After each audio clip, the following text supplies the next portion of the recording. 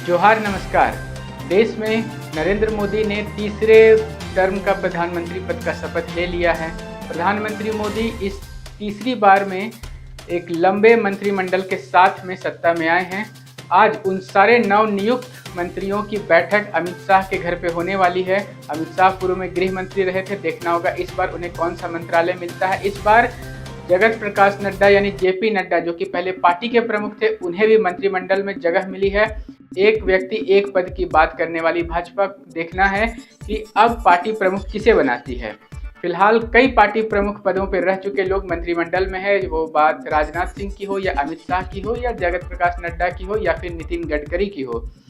अब दूसरी तरफ आज से एनजीटी का प्रभाव झारखंड में लागू हो चुका है। एनजीटी यानी कि नेशनल ग्रीन ट्रिब्यूनल, एनजीटी आज से प्रभावी हो गया और उसके साथ ही साथ आज से अगले 15 अक्टूबर तक किसी भी बालू घाट से बालू की निकासी पर पूरी तरह से प्रतिबंध लग गया। अगर कोई भी गाड़ी हो, ट्रक हो या ट्रैक्टर हो, अगर बालू का उठाव करते हुए पकड़ा जाता है तो उस पर प्रशासनिक कार्रवाई होगी। हालांकि कुछ दिनों से झारखंड और विशेष करके राजधानी के कुछ बालू घाट और वहां के कुछ पदाधिकारी चर्चा में बने हुए थे। सबसे पहले चर्चा में आए यहाँ के रांची के डिस्ट्रिक्ट माइनिंग ऑफिसर यानी कि डीएमओ। हालांकि कहा जाता है कि जो राजधानी रांची के जो डिस्ट्रिक्ट माइनिंग ऑफिसर है वो कानों में तेल डाल के सोए रहते हैं। ऐसा इसलिए लोग कहते हैं क्योंकि अवैध रूप से खनन का मामला चलता रहता है। अवैध रूप से बालू उठाव हो चाहे कोयला उठाव हो, लगातार चलता रहता है और शिकायत करने पर जिला के तरफ से कभी कोई कार्यवाही नहीं की जाती है। हालांकि जो प्रखंड और अंचल स्तर के अधिकारी हैं वो कई बार चालान करते हैं, फाइन करते हैं। हाँ, उसमें भी भ्रष्टाचार की बात कई बार सुनने में आई है। कई बार वाहन चालकों ने ये शिकायत की कि वहाँ से अगर 10,000 फाइन किया जाता है तो फाइन भरते भरते यहाँ पर रकम 50,000 तक हो जाती है। अलग से उनसे मांग की जाती है, पदाधिकारी के द्वारा अलग से मांग किया जाता है, वहाँ के कनीय कर्मचारियों के द्वारा। कई लोग चाहते रहे कि अगर उन पर फाइन किया गया है तो वो प्रखंड या अंचल कार्यालय के माध्यम से ही अपना फाइन जमा करें, मगर इस प्रकार की कोई ऑनलाइन सुविधा फिलहाल तक तो नहीं है। अब खिलाड़ी सीओ पिछले कई दिनों से चर्चा में हैं। उन्होंने आरोप लगाया कि उन्हें जान से मारने की कोशिश की गई।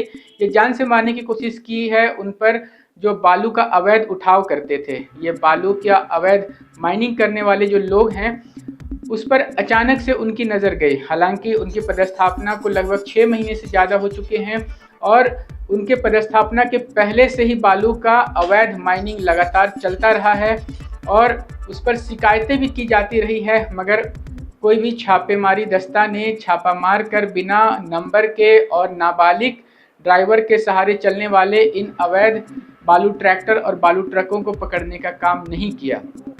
जब इस बालू उठाव करने वाले गाड़ियों से हमने बात करने की कोशिश की थी कि किसके इजाज़त से ये बालू उठ रहा है, कहाँ से उठ रहा है, तो कहाँ से उठ रहा है का जवाब मिला था कि ये कुटकी घाट है, दामोदर नदी के किनारे जामडी इलाके में। ये जामडी इलाका खलाड़ी थाना के अंतर्गत ही आता है, जो कि थोड़ा सटा हुआ है चतरा जिला से।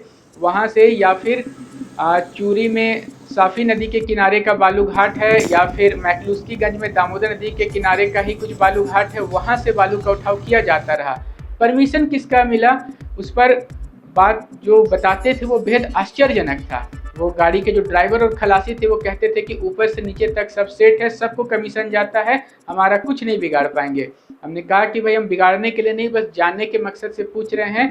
तो वो लोग धमकाने के अंदाज में बात करने लगते थे। इतना साहस कहाँ से आता है इन लोगों को? इतना साहस आता है कि जो जिम्मेदार लोग हैं, जिनका काम है ये इलीगल काम को रोकना, इस अवैध काम को रोकना, वो लोग अपना कमीशन और हिस्सा तय कर लेते हैं। उन गाड़ी चालकों के माध्यम से ही जो जानकारी निकल के आई वो कुछ इस प्रकार से थी कि 100 रुपये से 300 रुपये तक प्रति ट्रैक्टर बंधा हुआ है देने का, थाना में बंधा हुआ है, अंचल में देने का, साथ ही साथ प्रति गाड़ी 5 से 10,000 रुपये तक फिक्स किया हुआ है। तो जब इस प्रकार से एक सुनियोजित तरीके से एक स्ट्रक्चर बन गया है रिश्वतखोरी का, तो उसमें ऐसे जो अवैध काम करने वाले उनका दुस्साहस बढ़ना स्वाभाविक है। अब ये जो घटना हुई कि हमला किया गया, निस्संदेह ये बेहद निंदनीय घटना है। जो कोई भी इसमें लिप्त है उस पर कड़ी कार्रवाई होनी चाहिए और इसकी एक निष्पक्ष जांच होनी चाहिए। हाँ, लोग दबी जुबान से कह रहे हैं कि जिस प्रकार से रात में अंधेरे में जा करके अंचलाधिकारी जांच करने जाते हैं और एक ट्रैक्टर जब्त करते हैं, अब जब आप छापामारी करने जा रहे हैं, एक सरकारी अधिकारी जो कि थाना से उच्च स्तर का अधिकारी वो छापा मारने जाता है तो फोर्स लेकर के जाता है, क्योंकि जो अवैध काम करने वाले लोग हैं ये कोई शरीफ आदमी तो है नहीं। तो हो सकता है कि ये हमला कर दे, हो सकता है कि ये बदतमीजी कर दें, हो सकता है कि विरोध का सामना करना पड़े, हो सकता है कि ये लोग लाठी डंडे से लैस हो हमला ही कर दें। तो ऐसी परिस्थिति से निपटने के लिए हमेशा एक सिस्टम है कि फोर्स ले करके ही छापामारी दल जाता है, मगर बिना फोर्स के अपने कुछ लोगों के साथ शायद ये गए थे और ट्रैक्टर जब्त करके ला रहे थे। उसके बाद इन पर जो लोग हमला किए, उस हमले का विवरण कुछ इस प्रकार से निकल करके आया है, जो मीडिया में रिपोर्ट छपे हैं कि उन्होंने गाड़ी पर मुक्के मारे। अब ये बात भी थोड़ा तार्किक नहीं लगता कि जो लोग इतना गाड़ी का पीछा करेंगे और संख्या में लोग रहेंगे 25 के आसपास की संख्या में, वो लोग गाड़ी पर मुक्के से ही प्रहार करेंगे। मतलब क्या इस हमले का मकसद बस ये बताना था कि हम हमला कर सकते हैं, क्योंकि रात में ये जो लोग होते हैं ये नशे में होते हैं और इनका हमला का स्वरूप जो है वो काफ़ी भयानक भी हो सकता था। कई लोग कह रहे हैं कि शायद डील सेट नहीं हुआ, क्योंकि जिस प्रकार से रात के अंधेरे में बिना फोर्स के गए थे, ऐसे छापा मारने के लिए कोई दस्ता नहीं जाता। धन उगाही के लिए, उगाही के मकसद से जो लोग अधिकारी जाते हैं वो लोग जाते हैं, क्योंकि ये जो तरीका है जाने का बिना फोर्स का वो होता है कि जो स्थानीय जनप्रतिनिधि होते हैं उन्हें मामला संज्ञान में आता है तो वो इस मुद्दे को शासन और सरकार के समक्ष, प्रशासन के सामने लाने के लिए जाते हैं। तब वो इस प्रकार से जाते हैं, क्योंकि उन्हें कभी कभी फोर्स नहीं मिल पाता, मगर अधिकारी कभी भी छापा मारने के लिए फोर्स के साथ ही जाता है, फोर्स के साथ नहीं जाना। फिर इस तरह का बचकाने हमले की बात सामने आना, कहीं ना कहीं इसकी एक निष्पक्ष जांच होनी चाहिए, इस बात की तरफ इशारा करता है। अब देखना है कि क्या एनजीटी के प्रभावी होने से बालू का अवैध उठाव बंद होगा, क्या एनजीटी का प्रभाव सच में झारखंड में काम करता हुआ दिखाई देगा। जो भी हो, हम ऐसे ही ताज़ा अपडेट्स लेके आपके समक्ष आते रहेंगे। कैमरा के पीछे से मेरा सहयोग कर रहे उदित उत्सव उरांव के साथ मैं विजय दत्त पिंटू, रांची।